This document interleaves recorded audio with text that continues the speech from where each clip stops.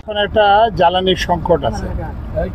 ওই যে আপনারা বিভিন্ন ইভেন আপনাদের টিভি মিডিয়াতে আপনারা রিপোর্ট করছেন এবং টিভি এবং প্রিন্ট মিডিয়াতে আপনারা রিপোর্ট করছেন যে শিল্পে গ্যাস পাওয়া যাচ্ছে না। তো আসলে কথাটা সব ক্ষেত্রে না, অনেক অনেক ক্ষেত্রে সত্যি।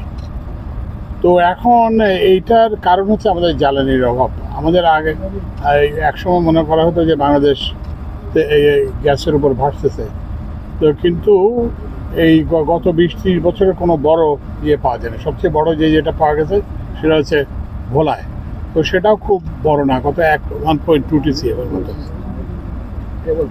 তো এই পরিপ্রেক্ষিতে এখন আমাদের এই যে ঘাটতি মেটানোর জন্য আমরা এলএনজি আমদানি করি, এবং এলএনজি আমদানি খুবই ব্যয়বহুল।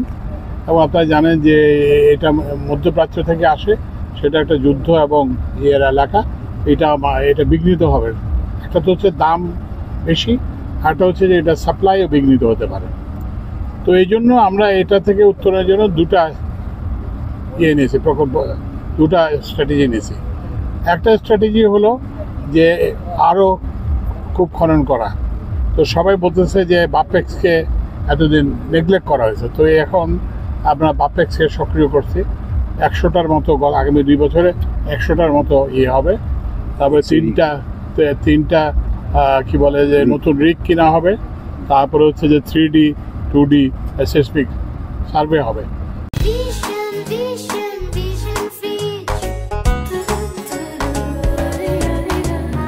আমরা দেখতে চাই যে এটাতে গ্যাস পাওয়া যায় কিনা। তো এখন পর্যন্ত কিন্তু সংবাদটা আশাপ্রদ না। আমরা যেমন যেখানে এসছি মাদারগঞ্জে, এখানে আমরা মাত্র 5 MMCFD গ্যাস পাওয়া গেছে, এবং অন্যান্য জায়গাও যেখানে খুব বেশি পাওয়া গেছে সেখানে 50, 20-30 এরকম ছোট ছোট পাওয়া গেছে। কিন্তু আমাদের দরকার হচ্ছে যে বড় একটা তো সেই জন্য আমরা চেষ্টা অব্যাহত রাখবো। আর এটা হচ্ছে বাপেক্সের জন্য একটা চ্যালেঞ্জের সময়। তো এখন বাপেক্স নিজেদেরকে প্রুভ করতে হবে যে ওরা এটা পারে কিনা। বাজারে একটা ধারণা আছে যে বাপেক্স পারে না, তো বাপেক্স খুব নষ্ট করে ফেলে, বাপেক্স যেখান থেকে যতটা গ্যাস পাওয়া যায় সেটা বের করতে পারে না। তো এইবার আমরা তাদেরকে সেই পরীক্ষাটা দিয়েছি। তো এখন এটা কি পরীক্ষায় কি বাপেক্স উত্তীর্ণ হবে নাকি হবে না, সেটা আমরা এই আগামী 1-1.5 বছরের মধ্যেই জানতে পারবো। তো এইটার পাশাপাশি আমরা যেটা করতেছি সেটা হচ্ছে যে নবায়নযোগ্য শক্তি, মানে সোলার করার জন্য।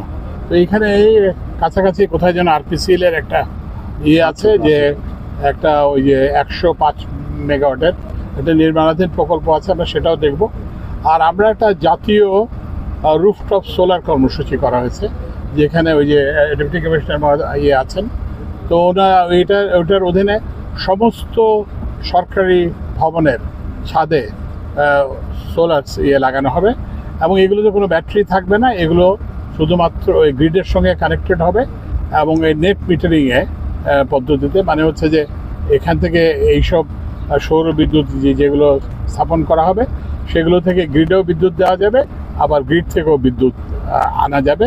ফলে হচ্ছে কি যে ওই যে বিদ্যুৎ ব্যয়, বিদ্যুতের বিল সেটা কমবে।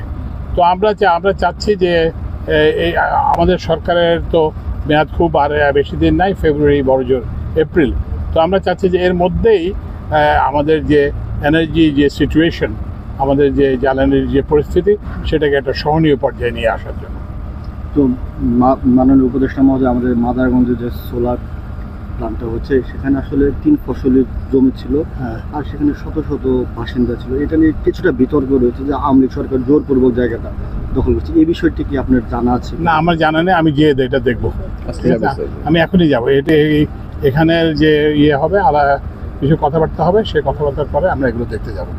আরেকটা বলুন। হ্যাঁ, মাননীয় উপদেষ্টা, বাপেক্স এই জামালপুর কূপ খননকে প্রায় 168 কোটি টাকা ব্যয় এখন পর্যন্ত করছে তারা। যদি কোনো কারণে এখানে বাণিজ্যিকভাবে গ্যাসের না পাওয়া যায়, সেক্ষেত্রে কি আপনারা বিকল্প আরো খুব এখানে খনন করবেন? এবং যদি এইটা আসলে না হয়, সেই ক্ষেত্রে গ্যাসটা কোথায় দিবেন এবং না না আমি যদি বলে ক্ষতিটা কিভাবে আমি বলি না সেটা না সেটা না। তো এখানে তো আগে গ্যাস ছিল বলে কেউ জানতো না, তো অ্যাটলিস্ট এইটা তো একটা প্রাথমিক একটা সাফল্য আসছে যে কিছু অন্তত 5 mm CFD হলো গ্যাস পাওয়া গেছে। আর আমাদেরকে বাপেক্সের এমডি এবং প্রজেক্ট ডাইরেক্টর জানাইছে যে এইরকম একটা জিনিস, এটা প্লাটুর মতো। তো ওনারা যেখানে খনন করছেন সেখানে হচ্ছে এই জায়গাটায় দিচ্ছে। এখন ওনারা করবে উপরে যেখানে, সেখানে যে খনন করবে সেটা এখান থেকে 3 মাইল 3 কিলোমিটার দূরে আর কি। তো সেটা করলে আরও বেটার দিয়ে জানা যাবে। এবং এইটাকে এটা করার আগে ওই যে আমাদের 2D 3D সেসমিক সার্ভে করে এটার সম্ভবত সম্পর্কে আমরা আরও নিশ্চিত হওয়ার চেষ্টা করব। আরেকটা হচ্ছে যে এই যে গ্যাস যে এখানে যেটা হবে এটা তো করবো না, আমরা নষ্ট করবো না। 5 মেগা MCFD 5 MMCFD এবং কি বলে যে 5 বছর 6 বছর চললো, 6 বছর চললো। তো ওই জন্য এখানে আমরা একটা কি বলে মোবাইল প্রসেসিং প্ল্যান্ট আনবো। তো এখানে এনে, কারণ আপনারা জানেন তো গ্যাস তো সরাসরি ব্যবহার করা যায় না, কূপের গ্যাস সরাসরি এটাকে রিফাইন একটা প্রসেস করতে হয়।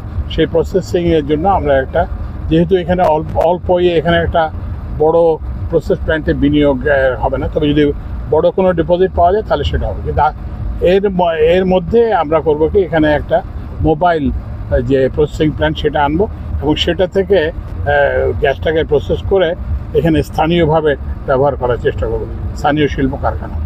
আর একটা জিনিস হচ্ছে যে আমি সর্বশেষ এসেছিলাম জামালপুরে 2008 সালে। আমি তখন সরকারের বিদ্যুৎ সচিব ছিলাম। তো আমাকে খুব দুঃখের সঙ্গে বলতে হচ্ছে যে জামালপুর জেলার কোনো উন্নতি আমি কোনো দেখি নাই। কতগুলো বিল্ডিং হয়েছে, ভবন হয়েছে, কিন্তু আমরা শুনেছি যে এখানে নাকি 60,000 কোটি টাকা উন্নয়ন প্রকল্পে ব্যয় হয়েছে। তো এখন এইভাবে যদি ব্যয় হয় এবং সেটা যদি মানুষের উপকার, কারণ 60,000 কোটি টাকা যদি ব্যয় হয়, একটা জেলার তো চেহারাই পাল্টে যাওয়ার কথা এই পরিমাণ অর্থ বিনিয়োগ করলে। কিন্তু সেরকম তো কোনো চিহ্ন আমরা এখানে দেখতে পেলাম না। এবং যারা এইসব প্রক্রিয়ার সঙ্গে জড়িত ছিল তারাও তো এখন নাই। আপনারা যে একটা জবাবদিহি চাইবেন সেটারও ব্যবস্থা নাই। তো ওই জন্য ওই সামনে নির্বাচন আসছে, তো ওই জন্য আপনাদেরকে আমরা সুনির্বন্ধভাবে জানাবো। আমাদের প্রধান উপদেষ্টা বলেছেন যে আমরা একটা সব স্মরণকালের সবচেয়ে ভালো নির্বাচন করতে চাই। ভালো নির্বাচন মানে কি, আপনি যে ভোটার ভোট দিতে যাবেন তিনি ভোট দিতে পারবেন, বিভিন্ন প্রার্থী যারা পোলিং এজেন্ট তারা ওখানে থাকতে পারবেন, এবং যারা হবে কি বলে যে ভোটের পরে এটা একটা সবার সামনে উন্মুক্তভাবে ভোটের গণনা হবে। এবং যেই আসুক, আমরা তো কোনো দলের না, সমর্থক না, তো সুতরাং যেই আসুক আমরা তাকে স্বাগত জানাবো। কিন্তু এইটা যদি আমরা করতে না পারি তাহলে কিন্তু আমাদের সামনে ভবিষ্যৎ খুব খারাপ হবে। এবং এই জন্যই আপনারা এমন লোককে নির্বাচিত করবেন যিনি এই যে উন্নয়ন প্রকল্পটা সঠিকভাবে ব্যয় করবেন, সঠিক প্রকল্পে ব্যয় করবেন, এবং যাকে আপনারা যিনি এমন কোনো কাজ করবেন না যাতে তাকে পালিয়ে যেতে হয়, তিনি যাতে এখানে থাকেন, এরকম কাউকে আপনারা নির্বাচিত করবেন। যে আপনারা যাকে ইচ্ছা চাই, যাকেই আপনারা সেই প্রার্থী মনে করেন সেই প্রার্থীকে আপনারা ভোট দেবেন। আমরা আশা করি যে আমরা একটা সফল নির্বাচন করতে সক্ষম হব এবং এই সফল যে আমাদের যে যাত্রায় যে বিঘ্ন ঘটেছে সেই বিঘ্নটা আমরা কাটিয়ে নতুন যাত্রা শুরু করতে পারবো। ধন্যবাদ। লাস্ট একটা বলছেন যে বিগত তারা আওয়ামী লীগ সরকারের সময় বিদ্যুৎ নিয়ে বড় একটা সিন্ডিকেট কাজ করছিল, যারা দুর্নীতি করেছে। এইসব দুর্নীতিবাজদের শনাক্তে আপনারা কি সেটাও বন্ধ আছে জামালপুরে কোন পাওয়ার প্ল্যান্ট। আচ্ছা, যাই হোক, এগুলো আমরা দেখতেছি, এগুলো দেখতেছি। এখানে কয়েকটা জিনিস আছে। একটা জিনিস হচ্ছে যে একটা সরকার যখন চুক্তি করে ফেলে তখন কিন্তু চুক্তি থেকে বের হওয়া কঠিন, কারণ ওখানে ব্যাংকগুলোর বিনিয়োগ থাকে, অন্যান্য প্রতিষ্ঠানের বিনিয়োগ থাকে। তো এই জন্য এগুলো আমরা দেখতেছি। আমরা একটা জাতীয় কমিটি করছি, জাতীয় কমিটি এটা দেখতেছে এবং এগুলোর ব্যাপারে ব্যবস্থা নেওয়া হচ্ছে, এবং এই ব্যবস্থা আরও সামনের দিকে দেখবেন যে এগুলো আরও দৃশ্যমান হবে আর কি। পাওয়ার প্ল্যান্টগুলো তো মূলত 20-25 বছরের বেশি চলে না, বাট তাদের জমিটা লিজ দেওয়া হয় 90 বছর 100 বছরের মতো। না, এগুলো আমরা দেখবো। আমরা কোনো অবস্থাতেই যদি পাওয়ার প্ল্যান্টের মেয়াদ পাওয়ার পারচেজ এগ্রিমেন্টের মেয়াদ যদি 25 বছর হয় তাহলে তো এটাতে 90 বছরের জন্য জমি লিজ দেওয়ার কোনো কারণ নেই। এগুলো আমরা দেখবো। ধন্যবাদ।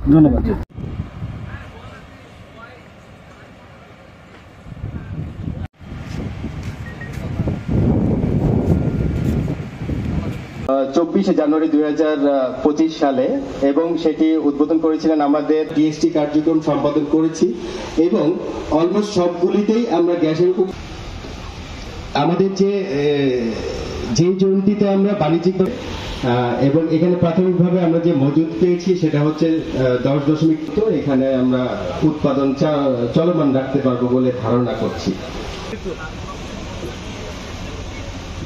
মঞ্চে উপবিষ্ট প্রধান ইনচার্জ হয়েছে, এই টোটাল ঘটনাটা এখানে ঘটেছে।